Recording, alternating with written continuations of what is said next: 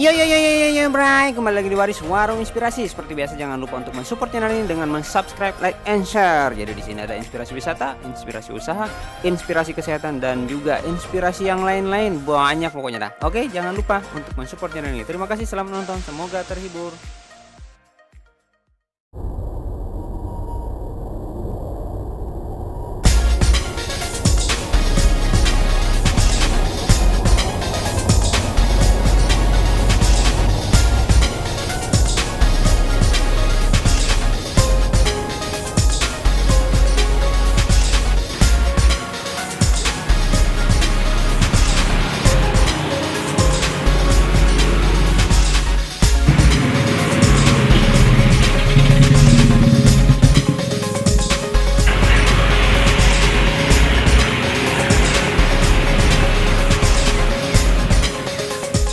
Ya, Bray. Kembali lagi di Waris Warung Inspirasi, atau Daeng ngasih sedikit review ya, atau informasi perihal salah satu usaha yang tidak berdampak di pandemi seperti sekarang ini.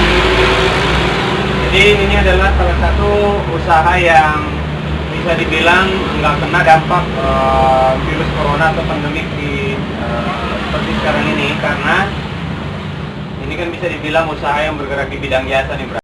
Jadi bom ini banyak dibutuhkan orang, karena orang tuh intens karena tuh tiap hari orang beli bahan bakar, tiap hari orang beli bensin, ya kan, baik itu premium, pertalite atau pertama dan lain-lain ya. Intinya orang tiap hari butuh bahan bakar untuk mobilisasi ya.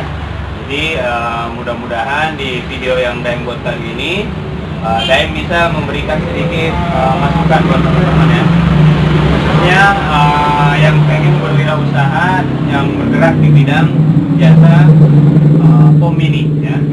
Jadi seperti kita ketahui itu, pom mini kan ada dua jenis ya, ada yang elektrik ya kan, seperti gaji pomit pada umumnya, dan juga yang manual ya, yang manual. Namun masukan buat teman-teman yang dananya terbatas pada saat baru memulai wirausaha, pom mini saya rasa nggak usah pakai yang elektrik. Elektrik itu estimasi antara 15 sampai 18 juta ya per unit ya, kurang lebih. Tapi kalau yang manual itu kita hanya membutuhkan sekitar 8 juta, bahkan kalau yang second itu bisa di 3 sampai 6 juta lah, 3 sampai 6 juta rupiah untuk yang yang bekas ya, yang secondnya.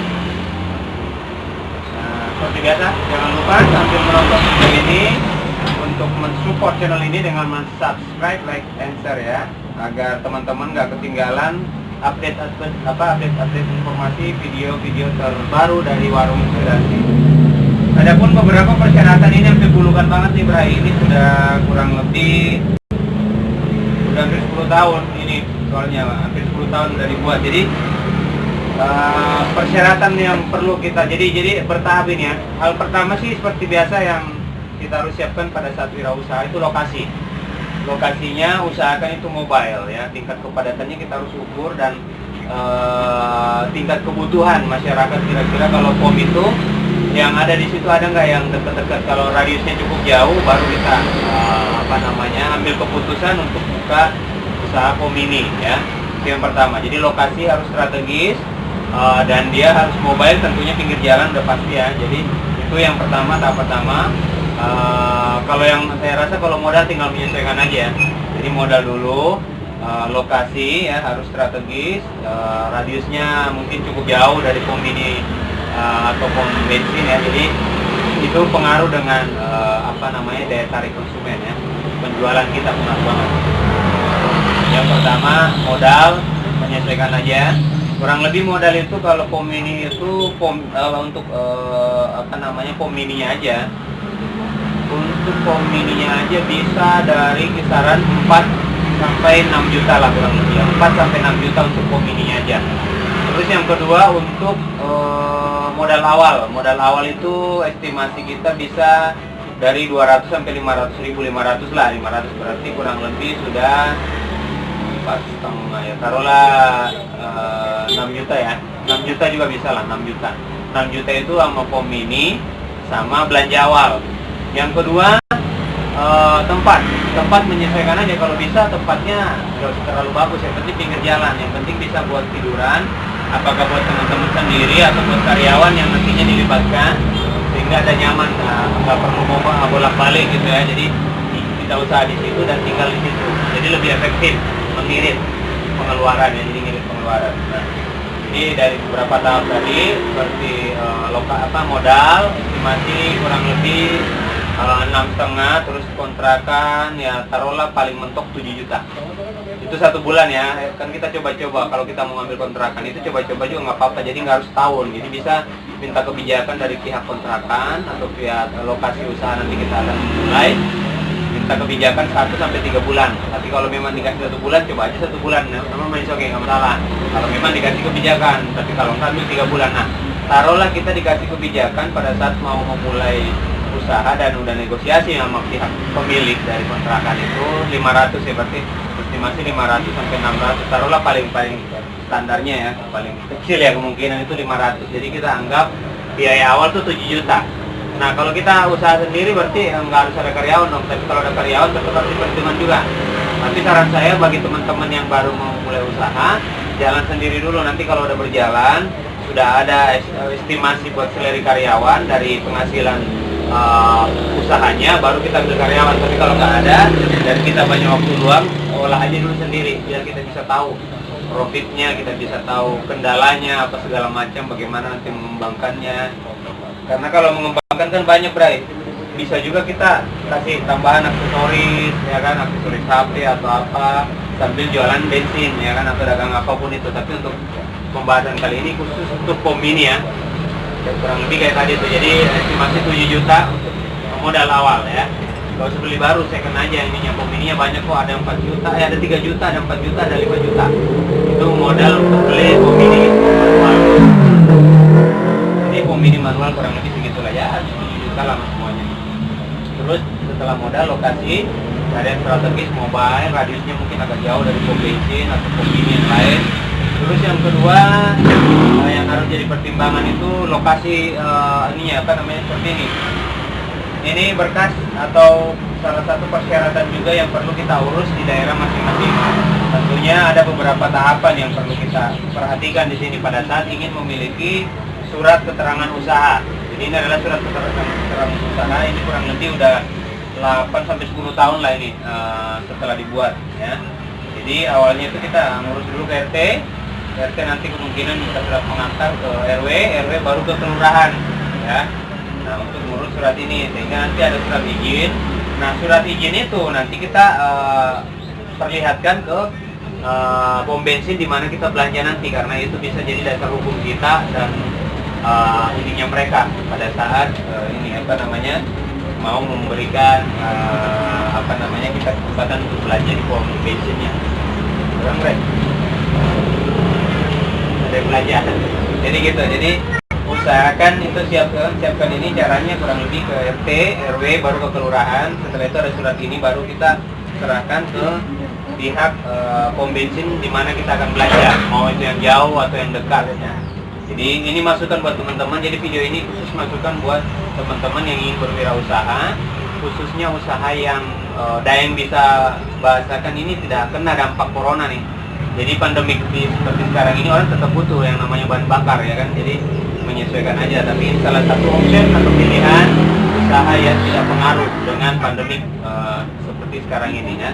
Nah, persyaratannya udah tadi, estimasi biaya 7 juta dari awal. Terus lokasi harus strategis. Yang berikutnya adalah surat apa namanya, surat keterangan usaha atau surat izin usaha. Oke. Jadi Daeng berharap mudah-mudahan di pandemi ini kita tetap mau mencari peluang usaha. Tentunya kita cari referensi yang sekiranya bisa kita jalankan tanpa harus kena dampak corona, karena ada beberapa usaha juga di luar sana yang pengaruh banget di pandemi ini tuh ini merasakan gitu loh, merasakan dampak dari virus corona ini. Namun ini salah satu usaha yang nggak ngaruh sama sekali nih. Tadi bolak-balik iklan bolak-balik tadi Bre.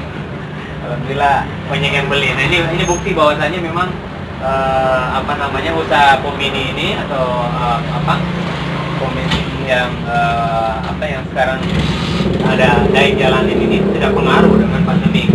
Ya, jadi salah satu masukan buat teman-teman ya. Ini modal sekitar 7 juta, lokasi strategis, radiusnya jauh dari pom bensin, terus mengurus surat ini. Setelah itu udah. Adapun biasanya hal yang biasanya terjadi atau kita alami pada saat buka usaha pom ini, saran saya sebisa mungkin kita boleh silaturahmi, itu wajib lah ya. Tapi untuk terlalu akrab dengan orang, saran saya jangan. Karena kenapa? Kendalanya kadang itu yang tim saya dapatkan di sini terlalu banyak. Kadang karena kita udah baik, terlalu ramah, akhirnya 1-2 kali dia minta kebijakan utang dong, ini dong, ya kan. Akhirnya kadang dia sampai lupa, ya kan. Bahkan banyak modus yang dilakukan mereka karena kita terlalu baik sih boleh, tapi kalau apalagi kita baru mau mulai, kasihan gitu loh, ya kan.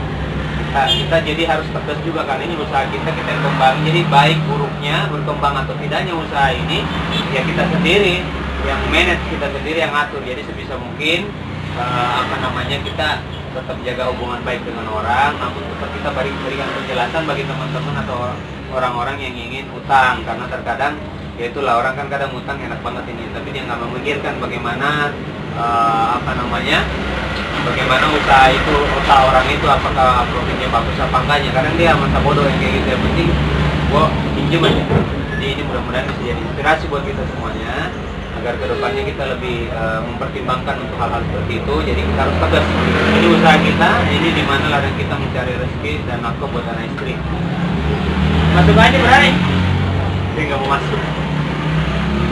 Jadi gimana caranya kita kembangkan sendiri, kita benar-benar konsisten dalam berwirausaha. Karena saya yakin apapun usaha kita itu kita harus tetap konsisten ya, kita harus tetap semangat.